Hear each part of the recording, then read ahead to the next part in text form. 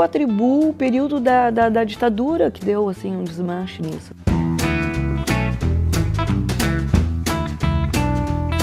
Eu sempre tive uma certeza que fazendo teatro eu era uma pessoa melhor, para mim e para os outros.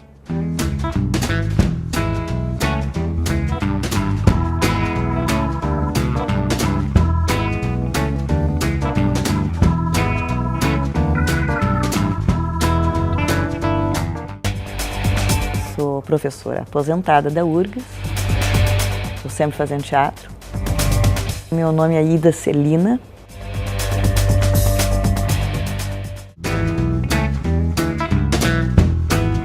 Eu nunca pensei diretamente, assim, eu vou fazer teatro. Eu gostava de teatro. Eu sempre fiz de alguma forma, né, em criança. Então eu me lembro que tinha uma revistinha, que tinha uma fotografia de um senhor com uns bigodões brancos, e eu botava aquela capa de revista, assim, e ficava inventando um diálogo com ele, passava horas fazendo aquilo, né. Me lembro também de alguns personagens que eu criava, assim, até para fazer um pouco de bullying com a minha irmã menor. Assim, então, quando eu queria que ela fizesse alguma coisa, aquele personagem baixava em mim, aí eu dominava, né? Porque eu fui uma criança muito tímida, né? Aquelas crianças assim envergonhadas que ia para baixo da mesa quando chegava pessoas estranhas. E eu acho que essa persona, essa máscara que eu botava, de certo modo, me ajudava a enfrentar algumas coisas, sei lá. Lembro assim que meu pai me levava muito ao cinema, né? Eu sou de Rio Grande. E era assim, cinema sem filtro, né? Porque eu me lembro que eu via filmes de gangster e coisas assim. Conscientemente, não sinto que isso tenha me traumatizado, né? Pelo contrário, acho que me despertou um grande prazer em relação ao cinema, que é uma coisa que eu gosto até hoje muito. E eu sempre desenhei muito, né? Desde criança sempre desenhei, então era um talento que a família estimulava, me botava em aulas. E se criou meio que uma coisa assim de que eu seria professora de desenho. Tanto é que a minha família toda veio morar em Porto Alegre para eu cursar o Belas Artes, né, as artes plásticas no Belas Artes. Aí nós vindo para cá, né, eu lendo o Correio do Povo, que naquela época era deste tamanho, né, tinha uma seção chamada Casas de Ensino. Então eu olhando ali, eu vi assim, um curso de arte dramática, abrindo assim uma segunda chamada para ingresso. E aquilo, sabe, me interessou, né? Fui lá, me inscrevi, aí tinha uma prova prática para ingresso. Eu me preparei e ainda fui a Rio Grande passar o carnaval, que na época eu gostava muito de baile de carnaval. Me assessorei com uma professora que eu fiz magistério, então a professora que era do clube de teatro, ela me emprestou um texto do Machado de Assis, Lição de Botânica. E foi com esse texto que eu fiz o teste. E depois tinha uma improvisação na hora, assim, que eles diziam. E eu estava completamente rouca, porque eu tinha vindo do carnaval e tinha detonado a minha garganta. Então eu falei, aquela voz. E aí a banca, assim, eu me lembro que o professor Ângelo Ricci, que era um professor da filosofia e que dava matérias teóricas. E ele me perguntou, ele era italiano de origem, né? E ele perguntou, a senhora tem a voz sempre assim? E eu, não. Quando eu entrei no CAD, a primeira sensação foi assim, achei minha praia, né? Aqueles eram os meus pares. Nós falávamos a mesma língua, né? A gente sabia, a gente se entendia. Eu nunca gostei de morar no interior, né? Eu sempre gostei de Porto Alegre, sempre gostei de cidade grande, um pouco desse anonimato que as pessoas vivem, mas que aí tu te cruza e tu pode conhecer, e isso sempre... Então a URGS para mim foi isso, né? Porque de repente assim a gente circulava, enfim, conhecia estudantes de todas as faculdades e na época ainda era do tempo das reuniões dançantes que aconteciam na Faculdade de Engenharia, Faculdade de Medicina, né? Eu estava fazendo essas duas faculdades simultaneamente, eu comecei a relacionar as coisas, né? Então eu tinha História da Arte, de tarde, de noite eu tinha aula de História da Literatura Dramática, eu tive um professor fantástico que foi da turma de exilados, né? O professor Dionísio Toledo. Era um professor assim, com uma capacidade enorme de relacionar tudo, Então aquilo meu horizonte se abriu, né? Claro que simultaneamente os horizontes se fechavam também, né? Porque eu entrei em 65, então estava no auge, né, da repressão, Faculdade de Filosofia fechando, a gente acampando aqui, né, na frente para impedir. O CAD sempre foi considerado também um núcleo assim dos descontentes. Então nós vínhamos no meio da reunião dançante, parava tudo para nós entrar num jogral e dizer textos das músicas do Chico Buarque de Holanda, né? Então essa coisa assim era muito pulsante, era muito forte, né? E eu desenhava, o meu desenho era bom, né? A pintura, eu acho que eu fiquei assim, eu ainda digo assim, um dia eu tenho que resgatar, porque eu me senti que eu fiquei no meio do caminho. Mas eu parei, né? O teatro me absorveu demais e eu parei. Eu sempre digo assim que eu sou muito responsável, mas não sou disciplinada comigo mesma. Então essa atividade mais solitária, eu postergo, sabe? Amanhã e tal. Mas ensaio não, né? Ensaio eu sei que tem um monte de gente lá, que se eu faltar, então daí eu vou, né?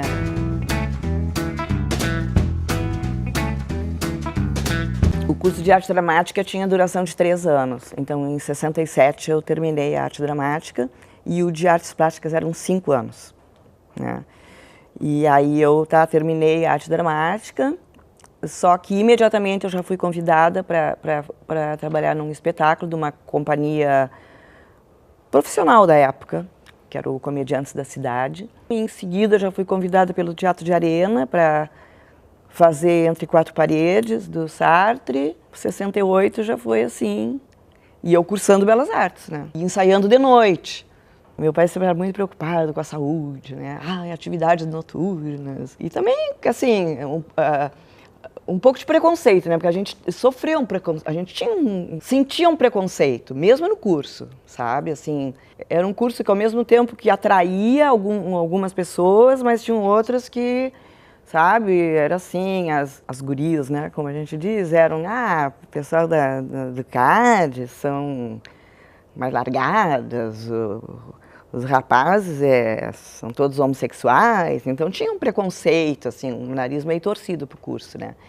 E o meu pai tinha, assim, uma coisa sobre a profissão, né, que ele dizia assim, é muito sacrificada, e eu sempre ia enrolando, né, dizendo, não, mas é só mais um pouco, só até terminar a faculdade, e eu não sabia mesmo. Quando eu comecei a fazer, né, esse primeiro ano que eu mencionei, que eu terminei o curso, que foi 68, que foi um ano muito intenso, porque eu fiz acho que 4 trabalhos num ano, né? Fiz Entre Quatro Paredes, no Teatro de Arena, em seguida teve a montagem dos Fuzis da Senhora Carrár, né? Foram trabalhos muito fortes para mim, muito intensos, até por causa da repressão, a gente teve censura, foi proibida a estreia, a gente recebia ameaças. E em 70, eu e um namorado, que depois acabamos casando e separando, nós resolvemos ir para o Rio, né? E eu pensei um pouco assim, eu vou ver como é que é lá, quem sabe fazer teatro, um pouco meio assim, arriscar. E ficamos um ano lá e eu fiz uma peça lá, né? Cheguei a fazer, mas, sei lá, não tive maturidade emocional para encarar, na época, o Rio de Janeiro, e acabei voltando. E nesse período eu tinha feito um concurso para o magistério do Estado, né? E fui chamada, né? Então acabei começando uma carreira no magistério. Essa minha estada no Rio me fez tomar uma decisão, que eu vi lá no Rio, assim, pessoas de muito talento mesmo, e fazendo trabalhos aquém das suas capacidades por uma questão de sobrevivência, né? E eu tinha uma coisa assim, meio que, não sei se, meio que não, né, porque eu sou bem, em aspectos eu sou bem idealista, assim. Eu queria o teatro como uma área, assim, que eu pudesse escolher, realmente, que eu, assim, não, isso eu não quero fazer agora, este convite eu quero aceitar. E optei pelo magistério como um meio, isso aí vai ser o meu pão e o meu teto, né? E o teatro vai ser a minha escolha, né? O meu oxigênio, a minha fonte de água fresca onde eu vou me abastecer. Fazer teatro, dando aula, 2 filhos pequenos, muitas vezes eles foram prejudicados, como mãe eu sofri muito, né? Já, oh, meia culpa, será que eu estou sendo... Mas eu sempre tive uma certeza que fazendo teatro eu era uma pessoa melhor, para mim e para os outros, e para os meus filhos, né? Eu digo, eu não vou ser uma mãe que, com a minha idade agora, 68 anos, eu vou dizer assim, vou estar amarga, dizendo, ah, é por causa de vocês, eu, né, lamentando que eu não fiz. Como eu digo, tudo tem ônus e tem bônus. Eu não estou dizendo que isso seja, todo mundo... Para mim foi assim, né? Porque realmente eu não consigo, né? Eu preciso, é como ar. Daqui a pouco eu vou ficando sufocada e eu preciso fazer. Quando eu percebi que eu era atriz, eu vi que eu não podia ficar sem fazer teatro. Eu comecei como alfabetizadora. Realmente eu passei por todas as etapas. Comecei como alfabetizadora na Vila Restinga Velha. Eu dei aula 4 anos lá. Foi uma experiência muito forte para mim também, porque foi a primeira vez que eu tive um trabalho formal, assim, né, num meio que eu vi uma realidade que eu sabia que existia, mas que eu passei a conviver diariamente, né, com aquelas crianças, com problemas muito sérios, familiares, de agressões, Então isso foi acho que foi um primeiro grande choque social que eu tive, foi nesse período. E aí, nesses 4 anos, eu até aí validei meus diplomas e tal, e fui transferida para uma escola já na zona urbana, né, de Porto Alegre, no Menino Deus, quando eu comecei, então, a dar aula de artes. Aí eu misturava um pouco, né? Misturava artes plásticas com teatro. Eu tinha todos os alunos da escola, eram meus alunos, então eu tinha mais de 600 alunos. Mas eu dei pouco tempo aula lá, porque em seguida eu já fui convidada para trabalhar numa coisa que hoje está extinta, que eram áreas educacionais da Delegacia de Educação. Então eu já passei a trabalhar com os professores. Era uma equipe interdisciplinar, onde tinha coordenadores de música, de artes plásticas, de teatro, de língua portuguesa, de não sei o que, e a gente ia para as escolas e trabalhava com os professores. Foi em 84, né, foi aberto o concurso, que há muitos anos não tinha, faziam 10 anos que não tinha concurso por idade, e eu fiz, e entrei, né, então aí eu acabei sendo professora só de teatro. Acho que as mesmas expectativas que eu tive lá no passado para cursar como aluna, eu fui como agora ser professora. Foi uma coisa emocionante para mim, né? Assim, voltar. Claro que era outro prédio, né? Era aquele prédio que ainda tem, aquele da Salgado Filho. A parte que se estendeu ainda não tinha. E eu fui reencontrar ex-colegas, né? Assim que nós tínhamos sido contemporâneas como alunas, né? A Irene Britsky, a Graça Nunes, né? Fui reencontrar ali a Sandra Dani, aí como professores e outros que eu conhecia, que nós já tínhamos sido colegas de palco e agora estávamos ali. E aí transpor também, né? Porque eu vinha assim, claro, uma coisa é tu trabalhar com teatro para alunos de 1º, 2º grau, outra coisa é quando tu vai trabalhar com pessoas que fizeram essa opção. Me levou para acho que por uma outra etapa de horizonte. Teve um período, né, que para variar eu tinha que levar as 2 coisas, porque eu tinha 20 horas na URGS e 20 no estado ainda. Acho que em 87, que foi esse ano assim bem rigoroso, eu parei um pouquinho com o teatro, né? Não conseguia, assim, porque eu já estava com 2 filhos, né? Eu tinha casado e 2 filhos, então não era mole. E aí a URGS me ofereceu dedicação exclusiva, né? Então isso deu realmente uma margem de respiro, assim, de eu realmente poder estudar mais, de eu poder me dedicar, assim, a coisas que eu queria investigar, que eu queria buscar, me assessorar. Eu acho que arte não se ensina, porque talento não se ensina. Talento, eu acho que talento é algo que a pessoa é um atributo que a pessoa nasce com ele, como uma facilidade para um esporte, como uma facilidade, né? Eu acho que é uma facilidade, né? Que pode ou não ser desenvolvida, que pode ou não ter uma atenção da própria pessoa. No ensino médio, por que eu acho importante o ensino? Não porque necessariamente aquelas pessoas vão optar pela profissão, né? Mas vão poder se desenvolver mais a sua percepção em relação, né? Quando vão numa exposição, quando assistem uma peça de teatro, dança, enfim, qualquer manifestação artística. Eu sempre me vi como professora, assim, mais como um guia, sabe, assim, meio que coordenar uma caminhada, mas não de ensinar, né? Eu acho assim levantando cortinas, abrindo uma janela. Em relação à arte, que é uma coisa que a gente expõe, coisas muito íntimas, muitas vezes, a maior parte das vezes, inconscientemente. Como aluna, eu, provavelmente por dificuldades minhas, eu fiquei, assim, marcada com algumas observações que me foram feitas, com certas críticas que me foram feitas por professores. Então eu sempre tive muito cuidado com as palavras, com o momento de dizer alguma coisa. Com os alunos eu sempre tentei isso, né, ser muito cuidadosa nisso. Então, às vezes acho que até não tive o rigor necessário, digamos assim, né? Mas sempre foi o meu jeito. Por que que na época que eu comecei a fazer teatro, e tantos outros colegas meus, a gente optou por profissões, né? A maior parte, magistério, né?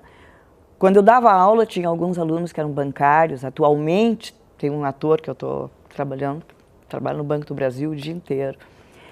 Mas hoje existem mais opções, né? As pessoas têm mais opções em termos de publicidade, de produzir um trabalho aqui, evento. Existe mais possibilidade de não sair tanto da área. Na época não tinha isso, né? TV não estava engatinhando, né? Então, aí, muito raramente aparecia assim, fazer um filme, né? Eu fiz o filme com o Sérgio Silva. Aí tu vai e experimenta a linguagem e tal, termina. Aí tu passa meses, anos que não faz de novo, né? Olha aqui, guri, eu te conheço desde antes de tu nasceres. Matilde, Batavo come com a gente. Batavo, quanto tempo? Mas é claro, é um prazer. Augusta, um prato pro Batavo. Sabe? Publicidade, foi uma época nos anos 80, eu comecei a ser muito chamada para fazer publicidade. Eu era a mãe da época, né? Agora eu sou a avó da época, agora eu retornei, agora eu sou a avó. Eu era mãe, então era mãe de criança, era mãe de adolescente, tudo que é publicidade. Mas tudo era muito raro. Televisão também. Então, para mim, eu não existia, eu descartei. Televisão é lá, é no Rio, é São Paulo, não é aqui. Meu negócio é teatro, não pensei, né? Em 2009, eu acho, estava fazendo uma peça com a Guaraci, Marlene. Foi uma experiência muito legal. E aí, essa pessoa da Globo que estava aqui assistiu. E conhecia a Jaracy, né? Porque a Jaracy já tinha feito Anaí, já tinha feito novelas na Globo e tal. E aí ele gostaria que eu fizesse, que é o tal de teste. E eu mas para aí, eu estava num período assim, muito cansada, sabe? Só o fato de ter que ir fazer já para mim era... Mas aí ele foi super simpático, ele me ligou. Aí ele disse, eu vou te mandar um texto por e-mail. Aí a coisa já começou a ficar mais teatral, né? Já não vou eu lá falar de mim, eu vou personagem, vou fazer e tal. E acabei indo, né? E em 2010 me chamaram para fazer uma participação, né? Aí eu fui ser uma avó espírito, né? Que foi no Escrito nas Estrelas. Aí eu fui, ia, gravava e voltava, era um dia. Aí fui várias vezes naquele ano, né? Umas 7 ou 8 vezes. Não me sentia ainda na TV, porque como era um episódio que se passava no céu, pode imaginar, era um cenário gigantesco, não era estúdio, era quase um hangar onde eles criaram.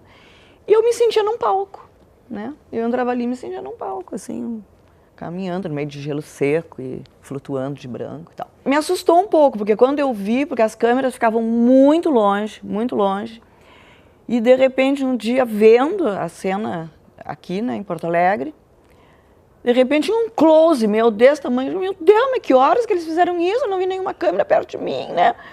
Um close, eu não estava nem me preparando para aquilo, e carão, assim. Aí no ano seguinte me chamaram para participar de uma série do Brado Retumbante. Aí eu fui, também foi super rápido, porque embora eu fazia psiquiatra da primeira dama, que era a Maria Fernanda Cândido, embora fossem vários episódios, mas foram gravados num só dia. Então eu fui e gravei tudo que tinha com ela nesse dia. E aí me convidaram para fazer Malhação, na avó na Malhação. Aí este sim, eu considerei assim o trabalho realmente televisivo, né? Porque daí eu fiquei 1 ano envolvida. Aí sim, estúdio, personagem, texto, enfim. Outro grande aprendizado. Olha, eu tenho que dizer do alto dos meus anos que todo mundo erra. O importante é reconhecer o erro e tentar consertar o estrago. Não dá, vó. Não dá. A Ju nunca mais vai me perdoar, entendeu? Nunca. Tempo demais. Eu tenho uma coisa pra te dizer. O problemão de hoje é o problema de amanhã. O probleminha de depois de amanhã. Eu gosto de experimentar, nessa área do teatro eu gosto, sabe, assim, eu gosto de jovens atores, um jovem diretor. Eu não gosto de fazer aquilo que eu já sei, que de certo modo eu sei. Eu gosto de ir para um susto, assim, né? E para mim a televisão foi isso, né? Esse período lá foi isso, porque era tudo muito diferente, né? Desde a parte de produção, aquela loucura, assim, de tu ver, meu Deus, aqui a gente fazendo teatro, meu Deus, gramando, batalhando para ter um móvelzinho no cenário. Lá, numa tarde, eles construíam, estava pronto lá num canto do estúdio, um cenário complexo. Claro, e profissionalmente, meu Deus, carteira assinada, sabe, fundo de garantia, não sei o que, tudo isso que o teatro não existe, né? No teatro hoje... Quer dizer, eu tenho, assim, eu digo, acho que até vou emoldurar, porque eu comecei a fazer, eu tenho na minha carteira de trabalho, eu tenho registro de trabalho como atriz. Lá, no outro milênio, né? No Teatro de Arena, eu tinha contrato assinado, com desconto para INSS e tudo. E eu atribuo o período da ditadura que deu, assim, um desmanche nisso, sabe? A gente não conseguiu se organizar profissionalmente à altura do que eles passaram a exigir para complicar. A saída foram as cooperativas, né? Que é uma modalidade que muitos de nós trabalhamos até hoje. Então, hoje em dia, tem projetos, mas a figura do produtor que contrata, pode ser que eu esteja errada, mas desconhecendo, mas acho que não existe atualmente em Porto Alegre.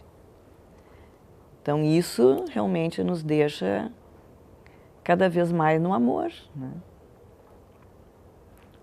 Que mais vale a pena.